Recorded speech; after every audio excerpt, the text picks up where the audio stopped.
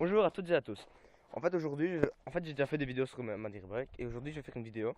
En fait c'est sur ce qu'il ne faut pas faire avec une moto, n'importe quelle moto, pour pas la casser. Voilà. Et ce qu'on peut faire avec, enfin, les choses à ne pas faire, je vais dire, enfin on peut les faire, mais c'est pas trop bien fait. Faut même pas les faire en dessous d'un certain âge. Pas question de force, question de la loi. Donc déjà pour commencer, euh, comment?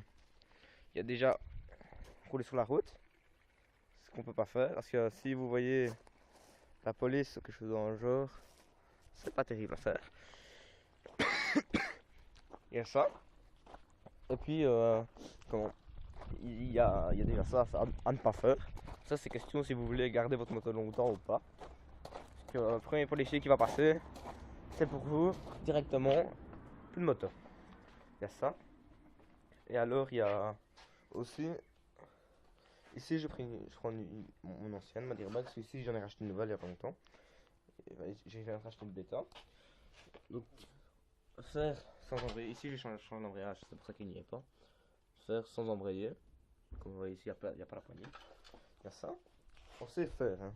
En fait, le principe c'est que vous n'allez pas caler, il n'y a aucun souci. Hein. Vous n'allez pas caler. Ah, si vous poussez la moto, elle va démarrer. Hein. Il n'y a aucun souci, elle va démarrer. Vous allez savoir bien rouler comme avant, pas que vous n'embrayez pas quoi. Et puis, comment vous allez aussi, à un moment ou à un autre, vous allez rendre compte que c'est comme si vous avez deux points morts. Mais en fait, non, c'est pas ça. En fait, ce qui se passe, c'est que vous avez plus de première. La première n'existe plus.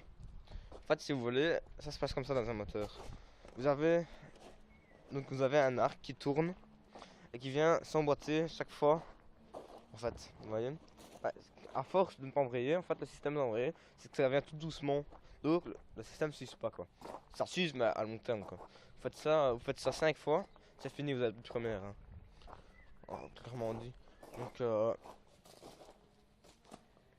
vous êtes plus de première. Et comment là-dessus, donc voilà, ici, regardez les prix d'une boîte.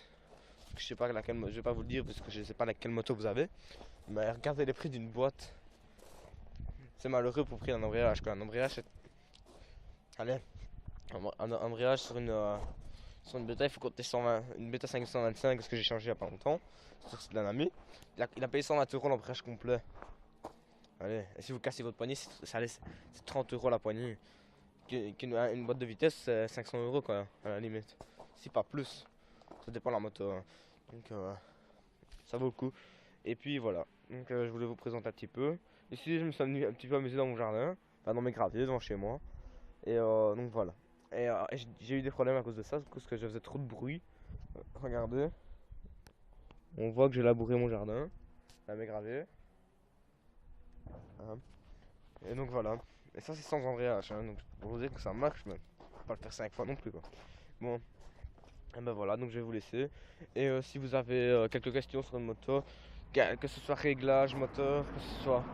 Parce que je travaille dans un garage, donc que ce soit réglage, conseil, les prix des pièces, si je peux avoir moins cher, parce que j'ai réussi à avoir des petits prix en Belgique, dans le Namurois. Donc si vous avez quelque chose à savoir là-dessus, ben voilà.